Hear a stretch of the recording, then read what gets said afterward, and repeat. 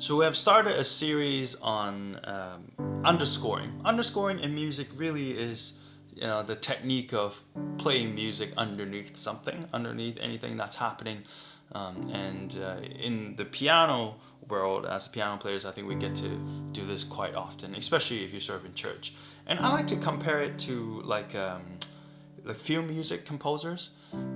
But other than the fact that we, spend all that time and hour creating the music for the film, we actually do it just on the spot. We make that music on the spot, and that is the act of underscoring. And if you serve in church, there's so many scenarios you get asked to do this. Prayer time, before and after sermons, before and after worship, announcements, communion, offering, all this kind of time, quiet time, prayer meetings. I've had to play for maybe too long of a time during prayer meeting, when people are praying for like 30, 45 minutes, and I'll just be here, doing a couple of underscoring. And maybe even some weddings, or maybe some restaurants if you end up playing at these places. So in this series, we're going to tackle that question: is how do we do this effectively? How do we do it well? How do we create the appropriate mood and atmosphere for the scenario? And how do we do it in a way that it's not distracting, nor is it too boring? And so how do we find that fine line in the middle of creating an appropriate mood and atmosphere for the scenario? And that's what we're going to talk about today. Every single week when I make this video, we're gonna go through one method of approaching the underscoring, and I'm gonna share with you my thoughts on it, how I learned it, the concept behind it, and whether I recommend it or not, and whether I suggest it for which scenario or not. So last week we talked about a very simple way of doing underscoring, which is to use the existing song's chord progression and just loop that section a bunch, loop the chorus a bunch, and we talked about how this is good because it's the easiest thing to begin. It is very simple to coordinate with your band members and stuff like that. But we also talked about some not so good things. It's not very flexible in terms of the length of the loop. It's not flexible in terms of the mood and the atmosphere you may want to create. And it might be too busy or too distracting at times. So I asked, what's the next step? What can we do next that is gives us more flexibility, and that is maybe a little bit more complex, but gives us more flexibility, and it's not as distracting. It's more spacious. That's what we're going to talk about today. So we're going to go back to our example of using Goodness of God. We're going to play that in the key of G. And we're going to, again, pretend that our pastor, at the end of the Goodness of God, he's going to come up and read Psalm 23. And that's the audio that I have queued up for us. And this second method I'm going to share with you today is very simple. It's the 4 chord. It's the 4 chord. And I'm going to play a demonstration, and then we'll talk about how that works. So here is the Goodness of God.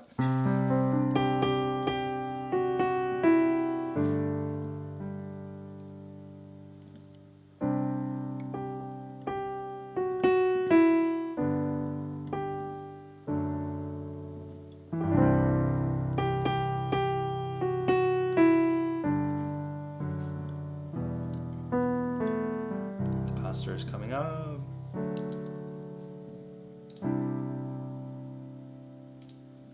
Psalm 23, a psalm of David.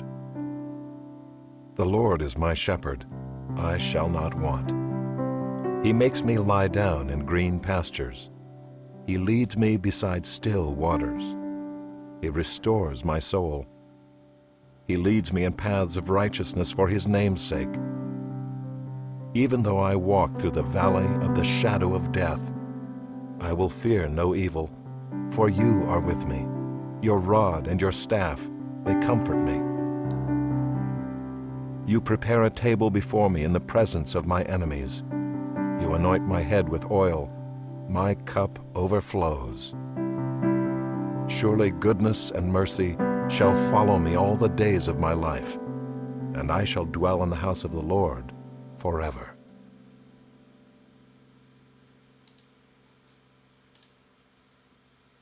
So that is the method. It's quite simple and might be simpler than you think it is. It's really just playing the 4 chord. What is it? The 4 chord is the 4th chord of the scale. So if you're in the key of G, 1, 2, 3, 4, and you build the chord on the 4, which is the C chord.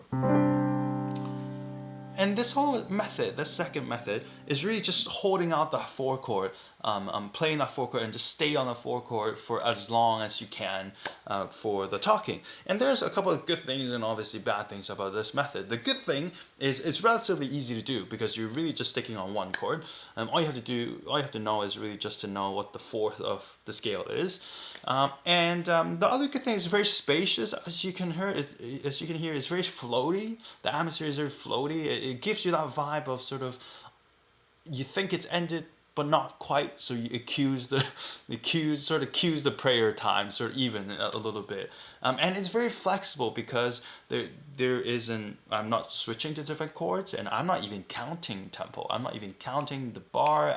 So in terms of transitioning to the next song, it's very, very easy to stop. It's very easy to end. I don't have to wait for the last 3 lines of the chorus or something like that. So these are the good things about this method, just using the 4 chord.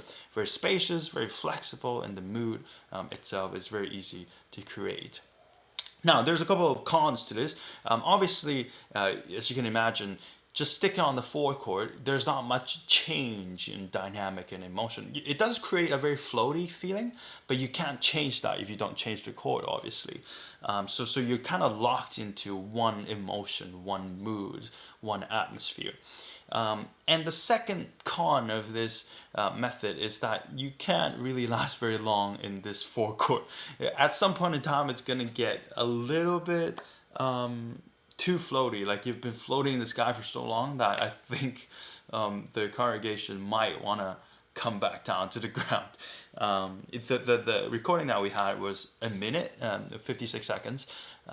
And I think that's the max you could go with this 4 chord, just sticking on 1 4 chord. So the con is you can't go very long with this, and I don't suggest going anything more than a minute. So this is really good, really, for like short prayer time, wrapping up of a service, wrapping up of a worship set, or maybe like a little prayer time in between songs, short ones. This is very appropriate for it. I'm going to give you a couple of tips on doing that, what I've done. So the first tip I have for you is, if you can, you want to remove the last chord of the section you're singing and replace it with a 4 chord. And here's what I mean. When we sang Goodness of God, the last little bit goes like this, and I will sing of the goodness of God. On the God, normally it's a 1 chord, is the G chord. What you want to do is you take out that last chord and you place the 4 into it. I will sing of the goodness of God. You replace it with the 4. And immediately that's going to bring you into that mood of the prayer mood, So that's the first tip I have for you. Whenever you can, especially if it's a 1 chord, the song ends on a 1 chord, take that away, replace it with a 4, and that is going to bring you into this atmosphere of prayer and prayer and sort of meditation, or even a little bit like that. First tip, take out the last chord, replace it with a 4 chord. Second tip I have for you, and this is a little bit newer, I think, for some of our pianists, is that you have to find a way to sustain the sound. Because if you just go and if you just play that, because a piano instrument isn't an instrument that sustains very well. After like 5 seconds, the sound's going to die. So there's 2 ways that you can do to sustain the sound, and that obviously is very important, or else, by this point in time, there's no more 4 chord anymore. It's very important that you sustain the sound. The first thing you could do is, if you have a keyboard in your church, you can tweak in a pad sound underneath that will sort of sustain for as long as you hold, and you can just hold this forever, and you're good to go. But if you don't have that, like right now, I don't have the pad set up for me. What you can do for a piano technique is you can do this alternating right hand, left hand technique that I do often. I feel that this gives just enough of sustain without really being too much in the way. And there's really not much technique here. I'm just really alternating the right hand and the left hand, as you can see. And sometimes I like to move around. It gives a little bit more nicer sort of movement into the chords. My left hand, I'm just really holding the root and the fifth. I'm just sort of alternating the thumb. Not too much movement in the left hand. And obviously make sure the notes that you play are in the key. And if you need to, the good thing about this is if you need to swell a little bit, if you need to build it up a bit, you can come down. You fill in that bass note. And if you need a little bit more, you can add more notes to your right hand.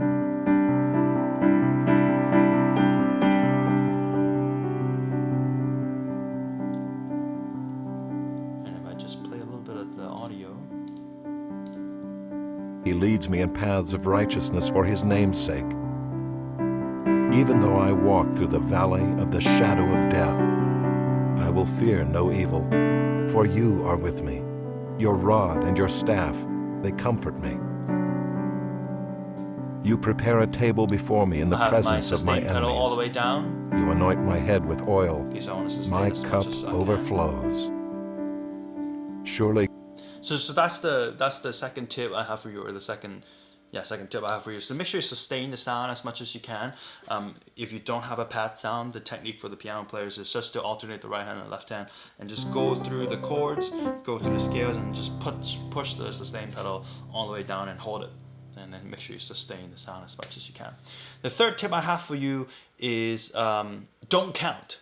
If you use this method of just playing that 4 chord, don't count anything. Just get out of the tempo, turn off the metronome, and because in this sort of feeling, it's very spacious. You don't really need to count anything, and obviously you're not changing any chord anyway, so there's no issue of counting. If you just give out on the counting, you're going to be much more flexible. If the song ends, then you end. If you need to cue another song, then you go right away to the next song. It's just more flexible that way. Just give up the counting at this point. Last little tip for you is the right hand alternating stuff. If you can squeeze in little melody lines, that's gonna make it a little bit more interesting and make it there's a little bit more movement. So you just explore the right hand like this. And I find this sometimes to be quite fun if you just improvise a little bit. It's quite nice, I feel like. So to get this method going, the 4 chord method, I'm gonna suggest that you practice. First of all, is make sure you know where the 4 chords are in every key. Find the 4 chord, and then practice that right hand and left hand alternating, sustaining. That's something that I feel like it's a little bit more tricky for some of us to begin with, and also practice improvising. Just with the pedal down, obviously. Practice a little bit of that, improvising. And again, grab an audio Bible, grab a prayer segment, something your pastor does, and just play behind him. And you're going to find this to be quite easy to begin, but it still gives you, again, the flexibility of ending the duration. And it gives you that feel, the spacious feel, without being too distracting or too busy like the first method of playing the song, the chords of the song. So hopefully this helps you.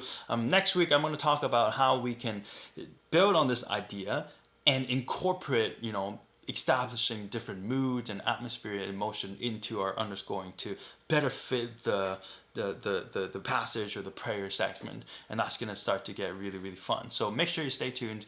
Subscribe to this channel for more videos like this. Make sure you leave me a like if you enjoyed this video. Let me know in the comment section if you have any questions about underscoring. And I do have a Patreon page. If you enjoy these content, if it's helpful for you, considering supporting me there. And there are extra resources that I put out onto my Patreons. So hopefully you enjoy this, and I hopefully will see you in the next video.